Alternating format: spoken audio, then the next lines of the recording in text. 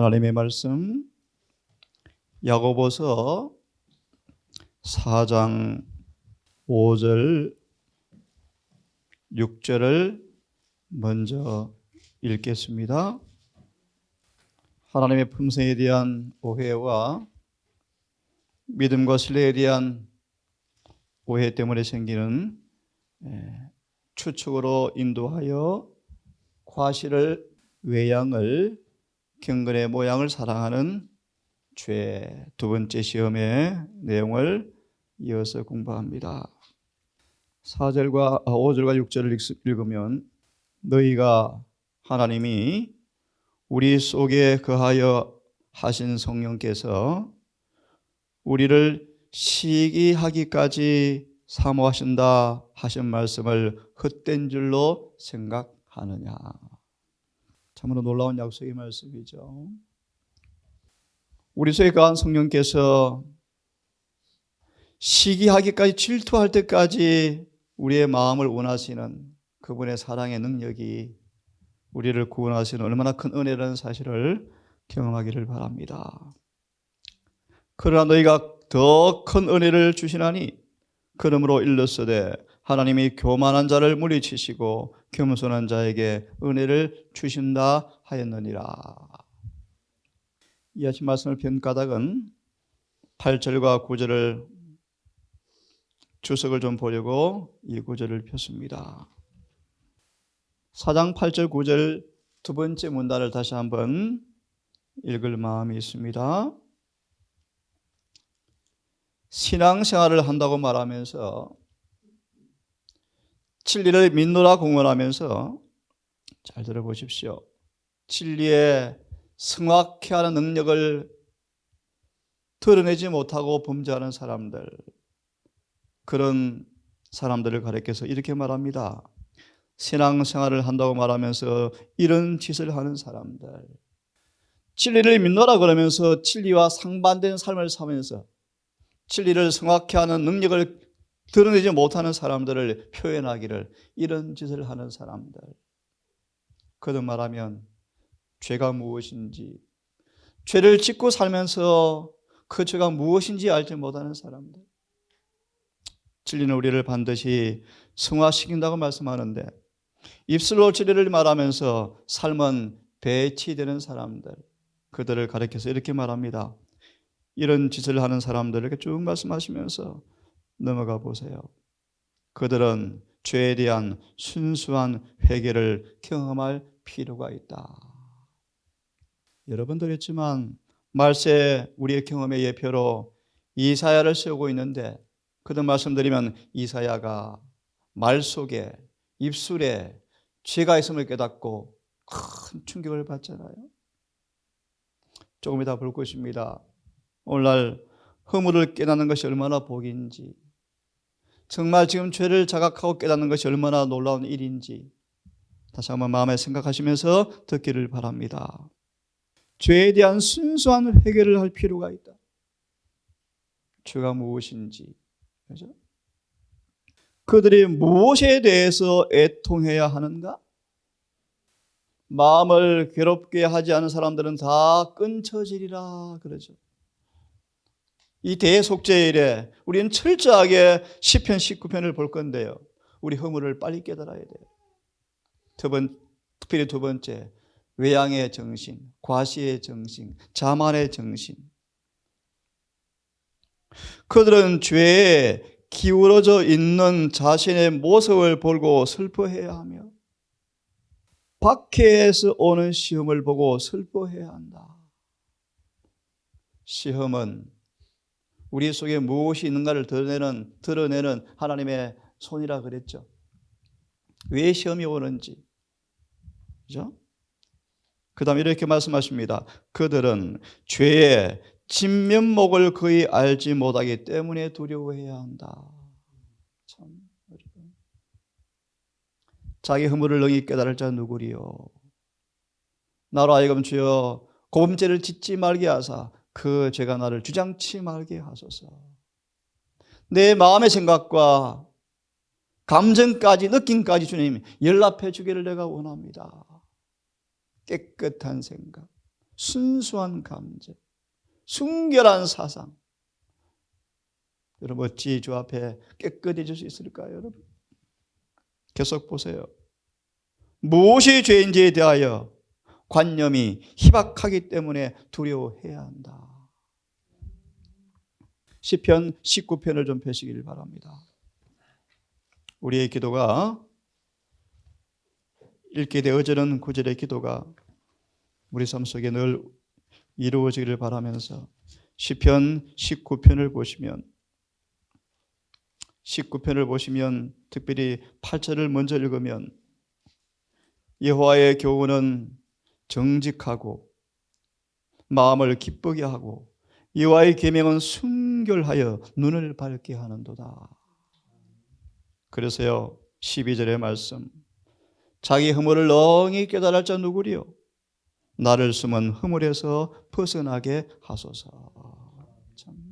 정말 절실한 우리 기도가 되기를 바랍니다. 나를 숨은 허물에서까지 벗어나게 해 주십시오. 1888년 기별의 말씀을 하나 인용해 드리면 성소정결은요 우리의 잠재적 죄까지 짓지 않도록 깨끗게 해 주시겠대. 참 놀라운 말씀이죠. 13절 읽습니다. 주의 종으로 고범죄를 짓지 말게 하사 그 죄가 나를 주장치 못하게 하소서. 그리하시면 내가 정직하여 큰 죄가에서 벗어나겠나이다. 나의 반석이시여 나의 구속자이신 여호와여, 내 입의 말과 마음의 묵상까지 주 앞에 간합되기를, 연락되기를 내가 원하나이다. 그러면 이어서 우리 한번 같이 공부해 보겠습니다. 하나님의 왕국은 외적 과시 속에 존재하지 않는다. 이 땅의 부, 명예, 계급, 주 앞에 어떤 가치도 없다. 주님은 절대로 그런 부분에 가치를 둔 적이 없다. 어제 공부했죠. 주님은 과시를 다 피하시고 오직 심령의 겸손만이 주님께서 간합하시는 유일한 아름다움이라고 말씀을 드렸죠. 보세요. 하나님 왕국은 외적 과시 속에 존재하지 않는다. 빛은 이기적 목적을 따름으로서가 아니고 예수를 바라보고 인간의 제한이 아닌 그리스도의 인도하심을 따름으로써 받게 될 것이다.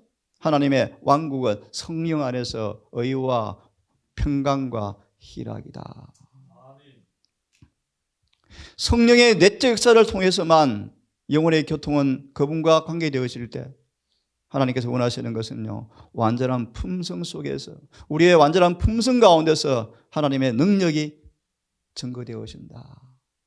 그를 높은 데 올리는 것, 하나님이 대단하시다, 그런 것이 아니라는 것입니다.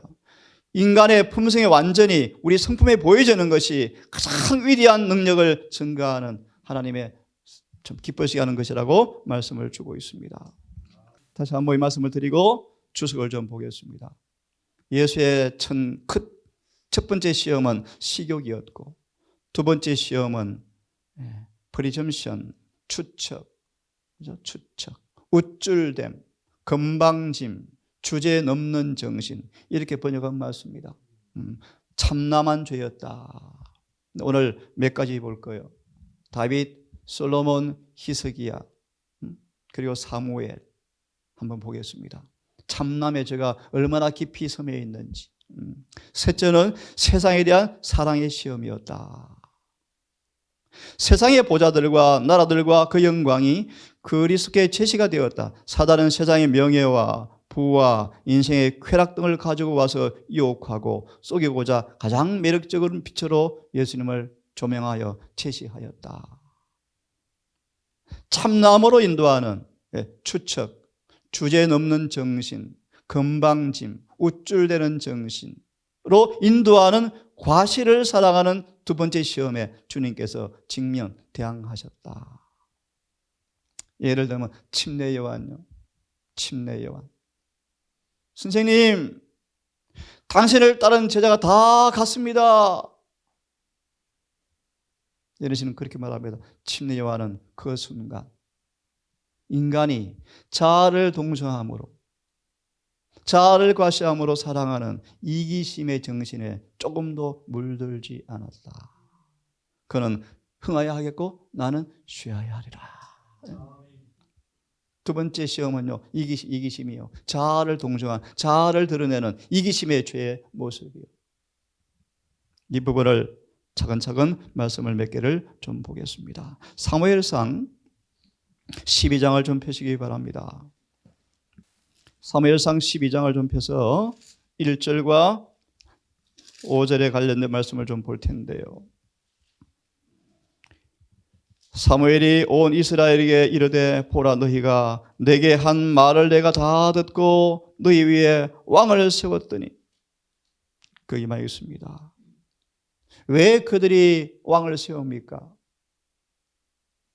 결론을 드리면 경건의 능력은 싫고 경건의 모양이 좋았대요. 그죠? 외양이 없는 사무엘이 재미가 없었대요.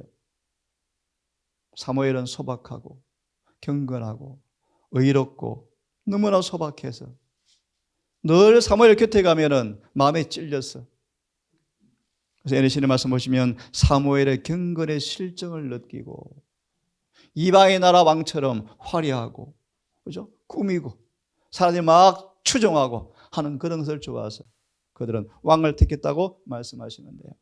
12장 1절과 5절에 관한 주석을 좀 보면서 예수 두 번째 시험에 나타난 우리가 범할 수 있는 죄를 좀 보도록 하겠습니다. 12장 1절, 5절. 참 여러분, 하늘이 이런 평가를 받는 사람 얼마나 복이 있습니까? 매우 성실한 사람 사무엘. 사무엘은 예수님의 품성을 대변한 사람으로서 사탄의 진영에서 늘 분노를 일으킨 사람이었대요. 모아의 정신.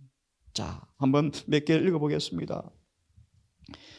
보시면 큰 직분에 올려서 이제 은퇴할 때 과연 청렴결백해 정말 성실해 라고 말할 수 있는 사람이 몇 명이나 있을까?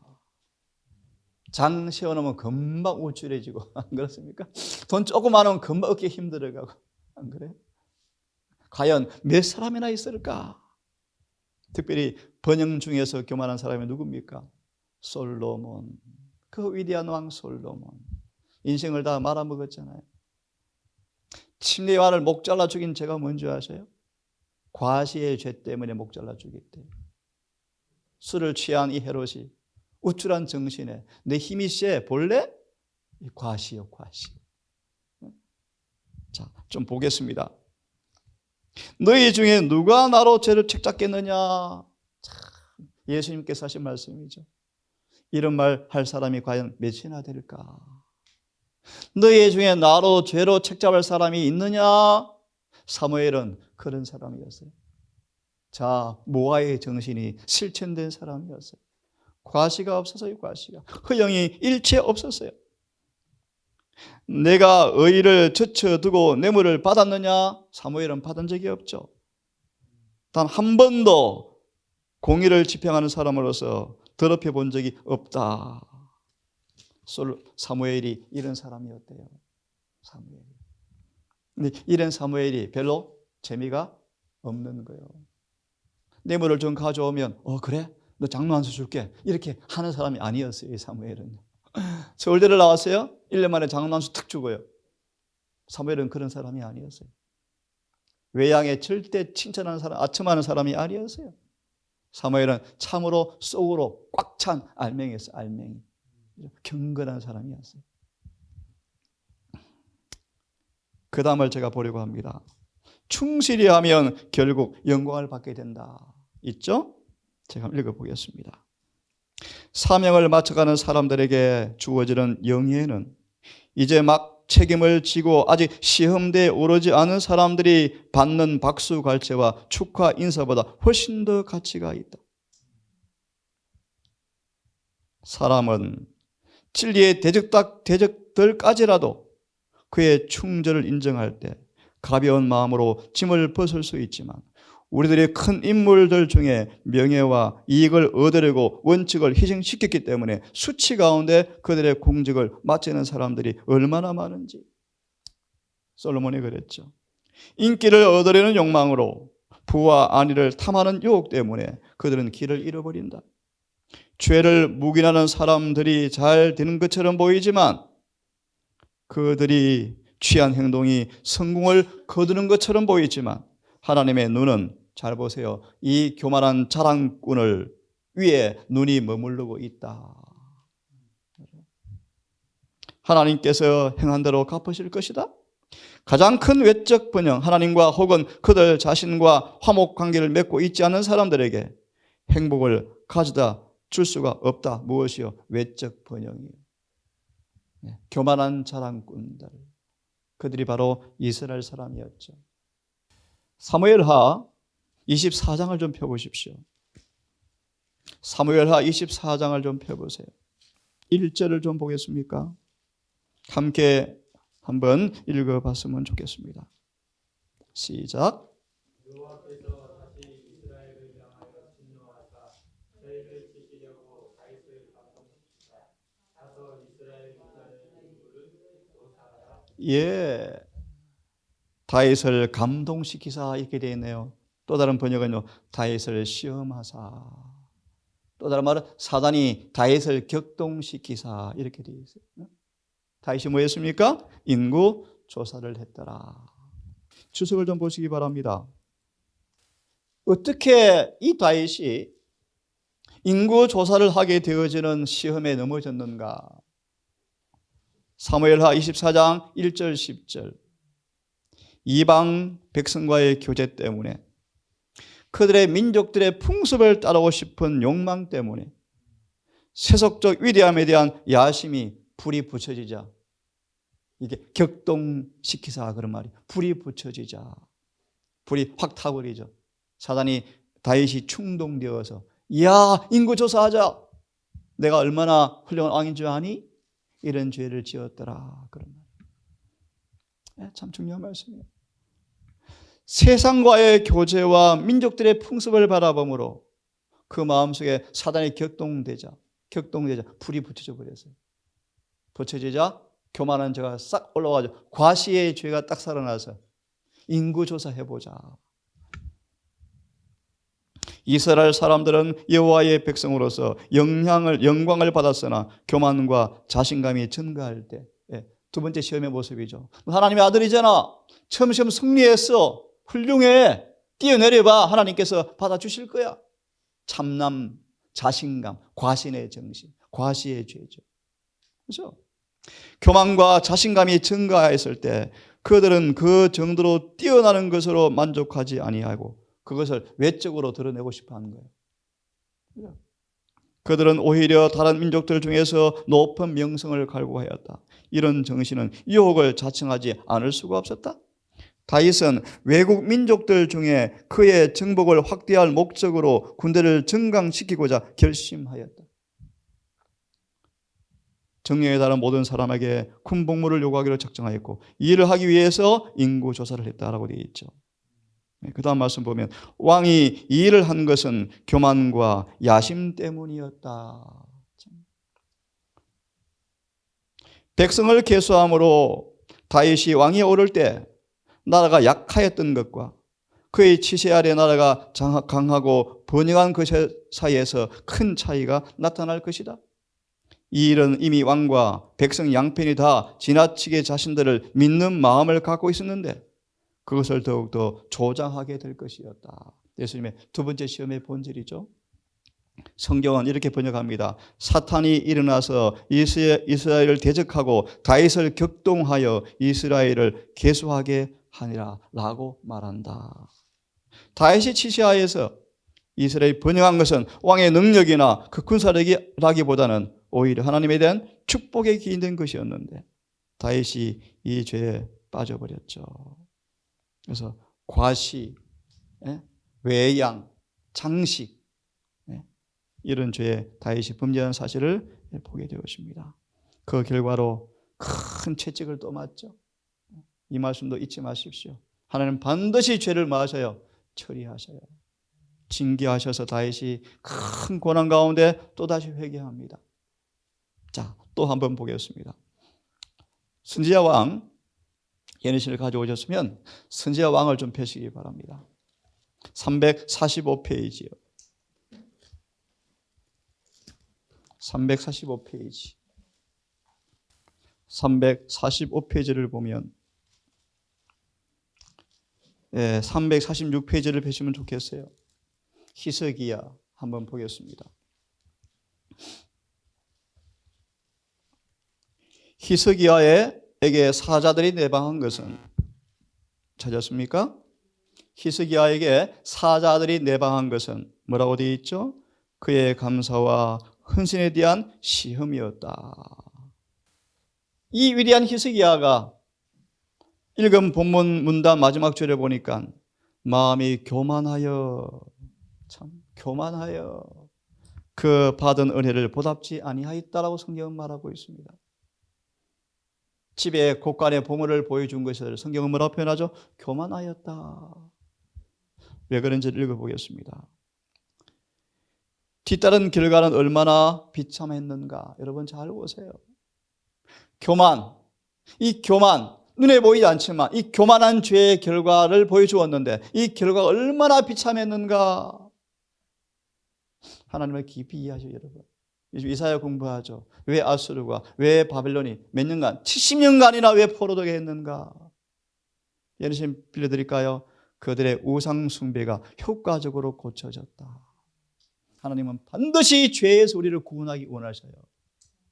히스기야가 보물 곡간을 보여주므로 마음이 교만했다라고 말씀하시는데 이 결과가 얼마나 비참했는가. 그 구절 끝에 보면요, 진노가 저와 유다와 예루살렘에 임하게 되었다.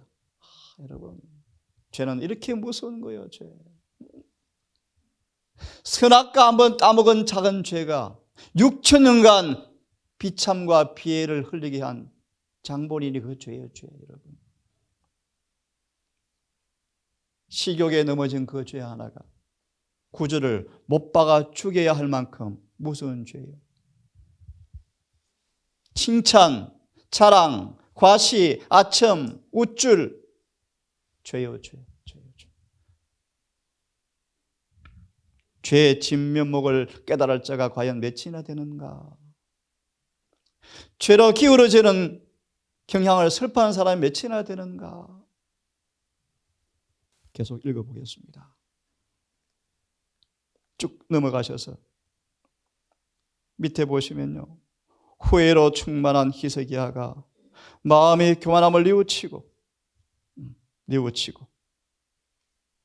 쭉 읽어보시면요, 참 슬픈 일입니다. 네 번째 줄. 그러나 악의 씨앗이 이미 심어졌으므로. 참, 여러분, 죄가 무서워요. 뉘우치고 후회했어요. 온 백성들도 그 히스기야처럼 후회했어요. 하지만 악의 씨앗이 이미 심어졌어요. 히스기야야, 너의 생전에는 이 재앙이 안 오겠지만 이미 씨앗은 뭐했다? 심어져 버렸다. 참, 여러분, 죄는 어떤 죄도 용서받지만 그 죄에 뿌린 씨앗은 우리가 또 뭐 해야 돼요? 또 거두어야 돼요. 슬픔, 비애, 고난 또 거두어야 돼요. 상처가 남아요. 상처가. 여러분, 죄가 그렇게 무서운 거예요. 계속 보세요. 악의 씨앗이 이미 심어졌으므로 때가 이르면 자라나서 폐허와 비애를 거둘 것이다. 참, 여러분, 죄의 진면목을 보기를 바랍니다. 죄의 진면목. 다윗의 인구조사, 히스기야의 이 오만한 자랑하고 싶은 정신, 이 죄로 인해서 비록 그가 후회하고 회개했지만 죄의 씨앗은 이미 뿌려졌고 심겨져서 비애와 폐허를 거두게 될 것이었다. 그가 섬기는 하나님의 성호를 영화롭게 하려는 확고한 목적으로 인하여 큰 번영을 누릴 수 있지만 또다시 히스기야는 믿음을 격렬하게 연단을 받아야 됐다. 이사야 46, 7, 8장. 그래서 아수르 군대가 또 오잖아요. 또 전쟁이 일어나죠. 또 전쟁. 여호와는 여호와를 온전히 의지함으로써만 자신의 파멸과 자기의 백성의 완전한 멸망을 음모하고 있는 어둠의 세력을 이길 수가 있다는 희망을 가질 수가 있었다. 무슨 말이에요? 사단이 히스기야가 병 나왔잖아요. 여러분 한번 보세요. 좀 구체적으로. 히스기야 병이 나왔어요. 한번 들어보세요, 여러분. 기가 막히잖아요. 병이 나왔잖아요. 병이 나온 것도 그냥 나왔나요? 태양이 세상에 뒤로 물러가는 기적을 보여줄 정도로 병이 나은 그 히스기야가 병이 났자마자 뭐해요? 교만하잖아요. 주님께서 그 병 고쳐주려고 위기를 초래케 하신 거예요. 좀 더 보세요. 참 사자들이 왔을 때 전도했으면 얼마나 좋았을까요? 그 다음 문단에 그런 말씀이요. 자, 여기 교훈을 한번 배워보겠습니다. 두 번째 밑에 문단 348페이지. 날마다 우리가 교제하는 사람들은 우리의 도움과 지도가 필요하다. 때에 합당한 한마디 적절한 말은 잘 박힌 하나의 모처럼 전도서 말씀이죠. 그들의 마음에 박히게 될 것이었다. 히스기야가 정말 이 기회를 놓쳐버린 거예요. 내일이면 그 영혼 가운데 다시 만나지 못할 사람이었던 이 사람의 히스기야가 전도를 못했다는 거죠. 그죠? 우리 마찬가지입니다. 그러면서 교훈을 봅니다. 우리가 매일 져야 할 책임이 있다. 날마다 우리의 말과 행동은 우리가 교제하는 자들에게 감화를 끼치고 있다. 우리 입술에 파수꾼을 세우고 우리의 발걸음을 주의 깊게 지켜야 할 필요가 얼마나 큰가?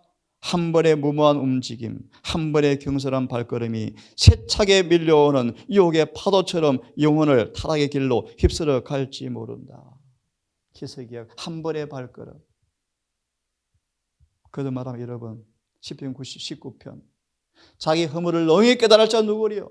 우리를 숨은 허물에서 벗어나게 해주소서. 우리는 사람들의 마음에 심은 사상들을 거두어 들일 수가 없다. 이거 뭐예요? 히스기야가 씨를 뿌려버린 거예요. 그는 회개했지만 그 씨앗을 그가 거둘 수가 없어요, 여러분. 이렇게 무서운 거예요, 여러분. 이렇게 무서운 거예요. 아담과 하와가 아들이 아들을 죽이는 장면을 보고 얼마나 힘들었을까요, 여러분? 한번 상상해 보세요, 상상. 이분이 메시아야, 주님이 주신 선물이야 라는 이름까지 지어준 가이시. 아벨을 죽였잖아요, 아벨을. 가인은 또 이렇게 아빠 죄잖아, 아빠 죄 때문에 나 죄 지었어, 이런 논리. 다윗이 1000년간 고통스럽게 살다가 죽는 것이 복이었대. 끊임없이 후손들이 죄를 범하여 점점 죄가 가중되어지는데 그가 뿌린 뭐요? 씨앗이잖아요. 한 사람의 죄로 사망이 왔나니 이와 같이 그의 모범을 통하여 많은 사람도 다 죄를 지음으로 사망이 이르렀느니라. 여러분 참 두려운 얘기겠습니다. 한 번의 무모한 움직임, 한 번의 경솔한 이 발걸음이 사상의 씨앗을 뿌려버렸다. 오늘 우리 입술에 파수꾼을 세우기를 바랍니다. 파수꾼. 전도하면서도 교만해, 교만. 봉사하면서 교만할 수 있어요. 안 그래? 헌금 내고 교만한 죄를 범해요. 헌금 내고. 나 헌금했어. 봉사했어. 많이 이해해줬어. 남을 도와주었어. 전부 죄예요. 전부 죄. 전부 죄예요. 인간은 이만큼도 자랑, 칭찬받을 존재가 아니에요. 모든 건 주님의 은혜예요. 은혜.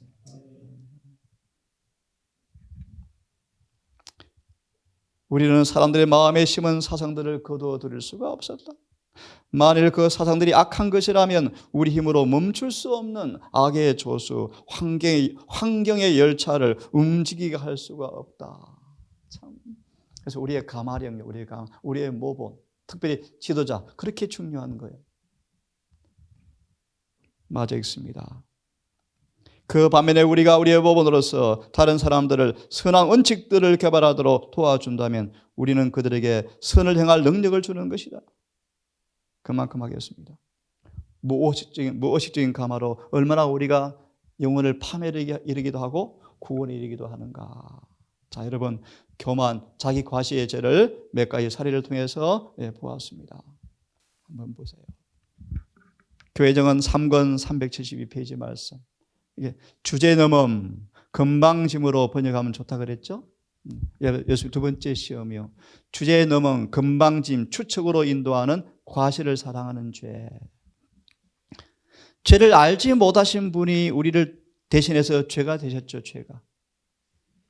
이 죄의 무게가 그에게 엄청난 무서운 무게로 예수를 이렇게 억눌렀어요. 특별히 두려운 식욕, 그리고 방금 두 번째 과시에 사랑하는 죄, 세상 영광을 영예를 사모하는 죄, 이 죄의 무게가 예수님을 아주 두려울 정도로 무시무시할 정도로 예수 영혼을 억눌렀다.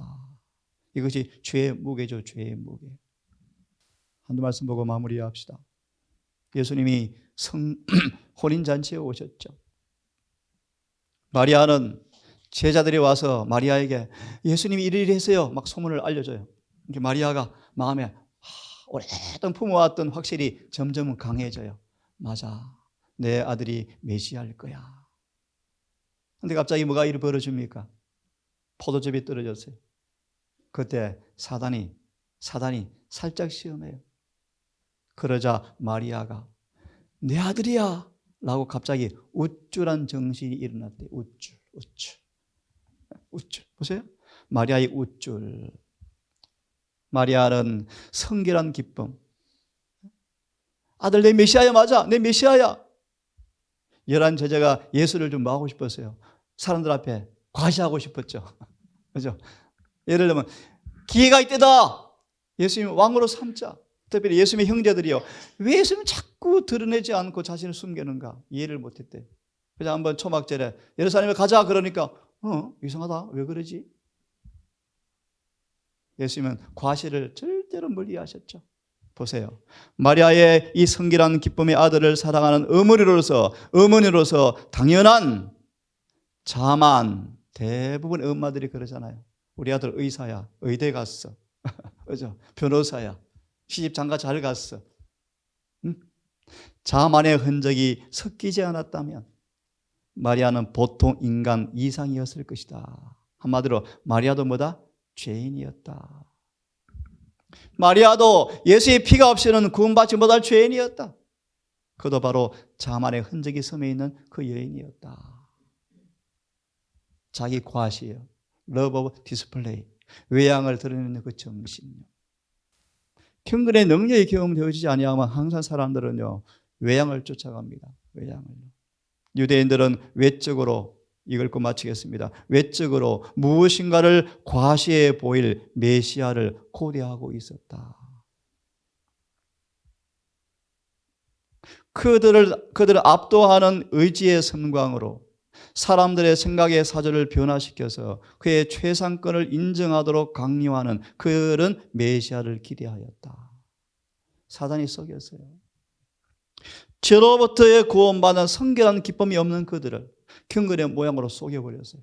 그래서 그들에게 초림의 광경을, 이거는 우리 메시아 아니야 라고 저 창고에 넣어버리고, 예수의 재림의 광경을 순서를 바꾸어서 딱 지어주니까 와, 멋지다, 우리 메시아, 이런 메시아 기다리자, 그런 말씀 아니에요? 그렇게 함으로 그들은 자신의 최고의 지위를 확보하고 야망도 충족시켜 줄 거라고 그들은 믿었다. 11 제자까지, 십자가까지, 지기까지 여전히 이런 정신에 빠져 있죠. 그죠? 영의정 자의정 될 것이고, 주여 이 성전 보세요, 얼마나 멋져요. 근데 예수께서 우시잖아요. 돌 위에 하나도 남지 않고 폐망하리라. 그들이 충격을 받아요. 무슨 말이야 도대체? 이제 이 일이 이루어질 텐데, 우리가 높은 자리 갈 텐데, 아파트가 바뀔 텐데. 11 제자가 3년을 예수를 따라다니지만 이 죄의 감염에 벗어나지 못해요. 죄가 얼마나 깊숙한지를 보시기 바랍니다. 이와 같이 예수께서 멸시를 받으실 때 보세요. 멸시를 받으실 때 예수님에게도 당신의 신성을 나타내고 싶은 강한 유혹, 충동이 있었다. 인성이니까 예수님도. 그리스도께서 한마디의 말과 한 번의 시선으로 그분을 핍박하는 사람들을 당신의 왕들과 관원보다 위대하시고 재산과 성전보다 높은 주님이라는 사실을 고백하게 할 수가 있었다. 하지만 예수님은 자기 자신이 인류와 하나가 되기로 선택하신 자신의 위치를 지키는 일이 몹시 어려운 일이었다. 예수님도. 하지만 승리하셨어요. 몹시 어려운 일이었다. 그 인성으로. 하지만 그분은 승리하셨어요. 두 번째 시험을 이기셨어요. 오늘 여기까지 하겠습니다. 하늘에 계신 아버지, 예수님의 광야 시험의 장면들을 하나하나 보면서 식욕과 정욕과 경건의 모양과 외양과 과시와 추측과 건방짐과 주제넘음과 자아 동정의 죄가 얼마나 무서운지, 세상의 영광을 탐하는 죄가 얼마나 무서운지, 하나님과 원수가 된다고 경고하신 이 죄를 우리가 깨닫고 이 죄의 감염에서 벗어나고 건강하고 행복하고 사무엘처럼 하늘에 성실한 자로 기록되어지는 그런 평가가 주 앞에 있게 되기를 소망합니다. 이 엄숙한 대속죄를 보내면서 스스로 괴롭게 하지 않은 사람들은 다 끊쳐진다는 경고의 말씀을 문자 그대로 유념하여 오늘도 우리 마음을 살피고 우리 생각을 살펴주시고 성령님 진리의 깨끗한 그거를 통하여 우리를 보여주셔서 오늘도 외부에서 오는 시험에 사단의 그 바이러스에 우리 마음이 감염되지 않도록 은혜 충만케 우리를 보호하여 주시옵소서. 오늘 한 날도 하늘에 거룩한 기회의 페이지에 우리 주님의 마음을 품고 성령과 연합함으로 주님과의 교제를 통해 이루어지는 성결의 기쁨, 거룩한 아름다운 기쁨, 의로운 생애가 또 점철되어지고 그래서 주 앞에 영광되어지고 무은의 감화력으로 사랑의 씨앗이 뿌려지는 우리 모두가 되게 이 한날의 생애도 진리와 성령을 통하여 인도해 주시옵소서. 우리를 사랑하시는 예수님 이름 의지하여 기도드리옵나이다.